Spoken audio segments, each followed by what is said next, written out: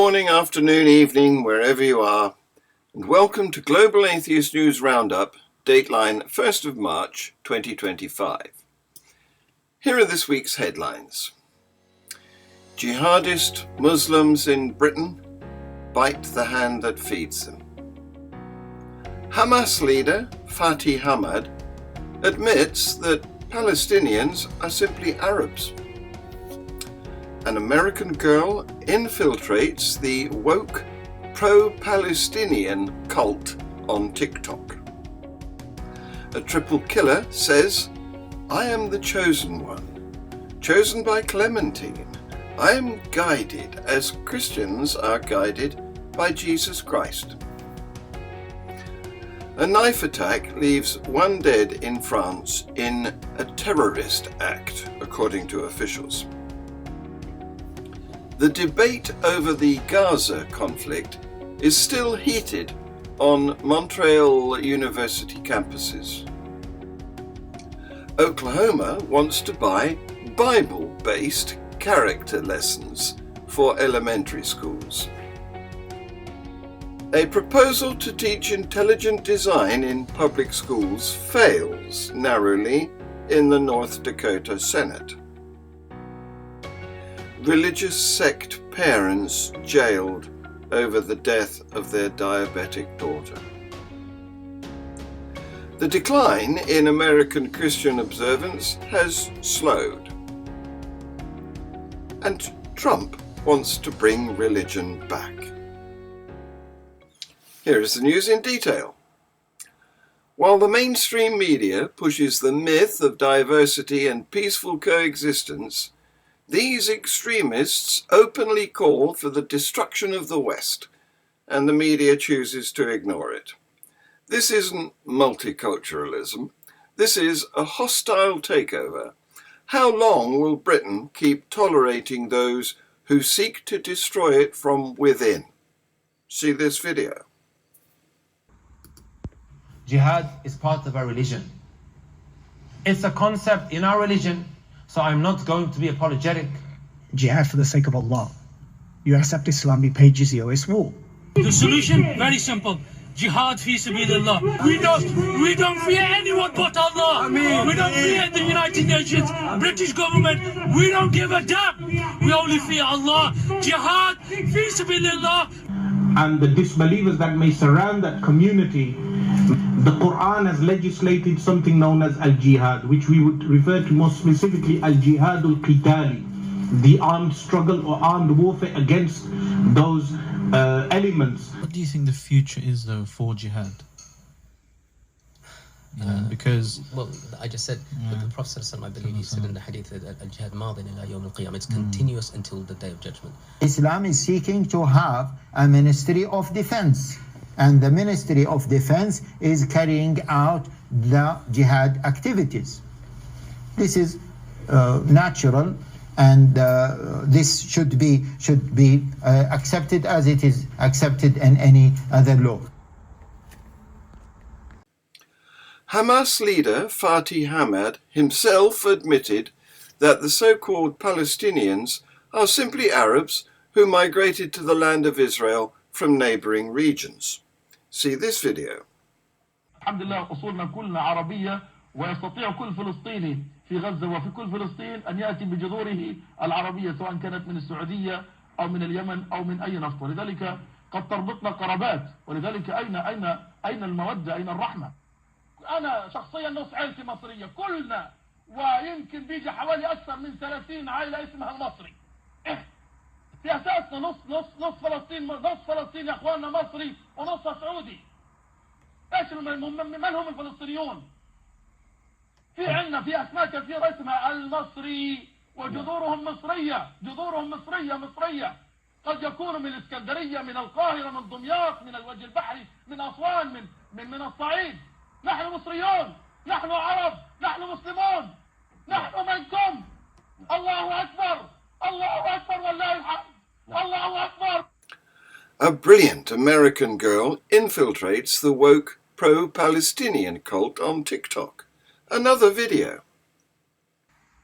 Salam alaikum, brothers and sisters. I can no longer be silent on the genocide that's happening in Gaza. See, these indigenous Palestinians had their land stolen from them from evil white colonizers, and colonization needs to be resisted in all forms, including violence. Unlike against me, who is indigenous to New York, and I'm not white, I have a slight tan, I'm Italian actually. So when these evil people came from Europe, again, not like me, I have a tan, they did horrific things to the innocent Palestinian people, so of course we should blame America for terrorism. I hate America despite my trust fund and the fact that I'm attending an Ivy League college that costs $60,000 a year. So when you look at what these poor people are going through, obviously they're going to rape women and kill children because that's justifiable resistance. But of course I'm a feminist and was part of the Me Too movement and the Believe All Women movement, but my feminism does not extend to Israeli women because why would I believe a Jew? I mean, why would I believe a Zionist? It's really horrific to see and my heart breaks for those poor babies. I mean, I just can't live with this. I don't know how I'm going to go on with my life when something all the way across the world is happening that I don't even understand, but how else am I going to get my social justice warrior points? When police officers stopped 18-year-old Nicholas Prosper in Luton one Friday morning last September, he had already killed his mother, brother and sister and was planning to commit a mass shooting at his old primary school. In the early hours of Friday the 13th of September 2024, Prosper shot them all dead. An inquest heard they each had gunshot wounds to the head. Police, responding to the reports of a disturbance, apprehended him before finding a loaded shotgun and more than 30 cartridges in a bush. One website he seemed to be a frequent user of featured videos of people's final moments, and eerily he also appeared to have an interest in mass shootings, including the 1999 Columbine High School massacre. He was banned from that website after making comments of a pro-paedophile nature, and even admitted to having watched a notorious child sex abuse video. Perhaps even more disturbing was Prosper's apparent growing obsession with a child character called Clementine from the Walking Dead video game. In a video posted after the killings, he told the camera, "I am the chosen one, chosen by Clementine. I am guided as Christians are guided by Jesus Christ." A man attacked passers-by at the Covered Canal Market with a knife, Mulhouse Town Mayor Michel Lutz said in a statement on Saturday. The attacker had targeted several municipal police officers as well as a passerby, shouting "Allahu Akbar," the prosecutor's office said. A civilian has died and 3 officers are injured. The 37-year-old suspect is from Algeria, and President Emmanuel Macron expressed condolences to the victim's family, adding that France's national anti-terror prosecutor is looking into the case. Macron also described the attack as no doubt an Islamic terrorist act, given the terrorist's words. French Interior Minister Bruno Retailleau said that the suspect had previously been convicted for apology of terrorism, the crime of speaking positively of a terror act or group. He would have been deported to Algeria, but Algeria refused to accept him. Retailleau added, "Once again, it is Islamist terrorism that has struck, and it is the migratory disorders that are at the origin of this act." Retailleau wrote on X, he's a member of the right-wing party Les Républicains, and is currently campaigning to be elected president of that party. The ceasefire between Israel and Hamas and the subsequent exchanges of hostages and prisoners hasn't tempered the discussion on university campuses like McGill and Concordia. See this video. What's happening on Montreal campuses since the ceasefire in Gaza? Last year, the pro-Palestinian encampment at McGill was a flashpoint, but the ceasefire doesn't seem to have cooled off the on-campus debate. Of course, been called a terrorist, jihadist, radical Islamist, all of these things. To be a Jewish student is not easy. You feel like you have to fight every day. You cannot try to meet someone in the middle if they think you are less human. It is a very, very delicate subject. Even since the ceasefire, the debate over the conflict in Gaza still seems to be very much front and center. Everyone feels it. Just in a regular class, you know, people will share their opinions through stickers on their laptops or what they're wearing on their t-shirts. So it's not something you can avoid.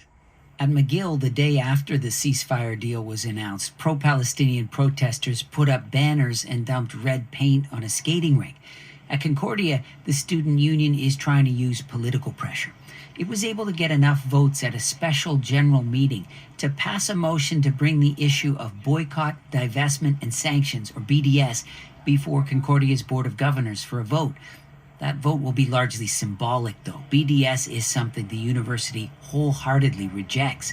In a statement, Concordia told CBC boycotts barring contact with other universities and scholars would be contrary to the value of academic freedom that's a pillar of Concordia and all universities.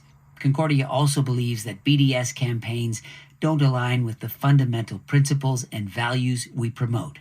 McGill sent CBC a similar statement, but pro-Palestinian student groups say that doesn't mean their efforts so far haven't been worth it.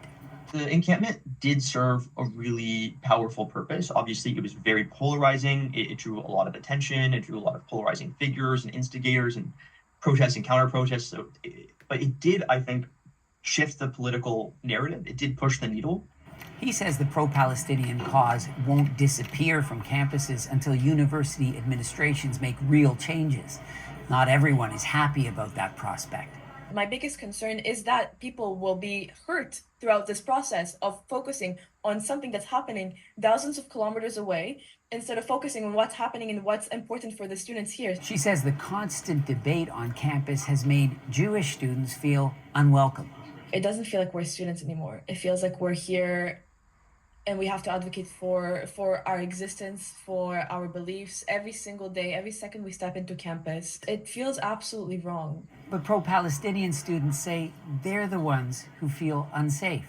In terms of like campus security, tackling students, pinning them against walls. I think there's been a lot of normalization of the violence against Palestinian and pro-Palestinian students. The intense polarization is obviously still there, and it's going to continue to create challenges for student leaders on campus. Any step in any direction is going to piss off someone. That's kind of an inevitable outcome. You will never please everyone.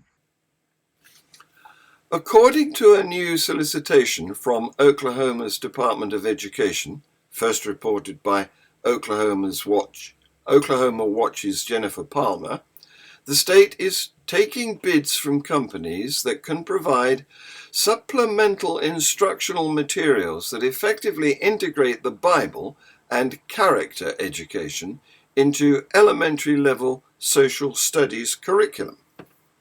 Materials should contain age-appropriate biblical content, provide simple explanations that are easily understandable for elementary-age students, and demonstrate how biblical figures and stories have influenced historical events and cultural practices in the United States.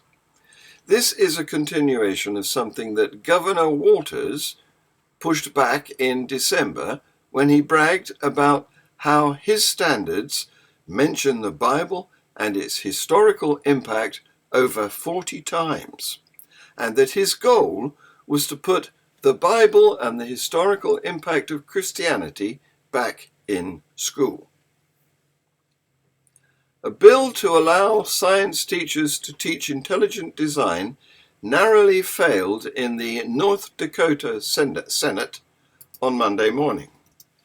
The proposal, Senate Bill 2355, would have required the Department of Public Instruction to include the theory which holds the idea that the universe was made by an intelligent being in state standards for elementary, middle school, and high school science lessons.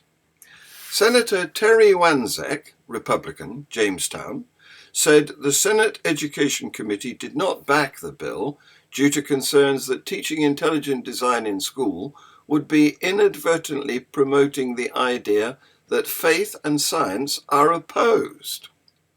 It should be noted that these concerns came from both proponents and opponents of an intelligent design theory, Wanzek said. Senator Michael Dwyer, Republican, Bismarck, is the bill's primary sponsor. He said if teachers can't teach intelligent design in the classroom, they shouldn't be able to teach evolution either. He pointed to the Declaration of Independence's assertion that all men are created equal and endowed by their creator with certain unalienable rights. If there's no creator, where did those rights come from? Dwyer asked the chamber. House Majority Leader Mike LaFleur, Republican Dickinson, and Senate Majority Leader David Hogue, Republican Minute, also sponsored the bill. The Senate voted 25 to 22 against the proposal. The parents of an 8-year-old diabetic girl in Australia who died after they denied her insulin for almost a week have each been sentenced to 14 years in jail for manslaughter.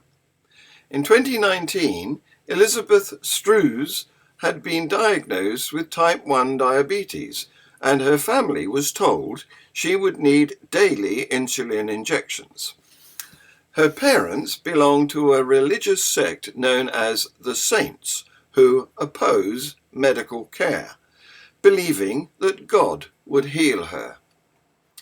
She died from diabetic ketoacidosis, which causes a dangerous build-up of ketones and blood sugar spikes, at her home in Toowoomba, west of Brisbane, in January 2022.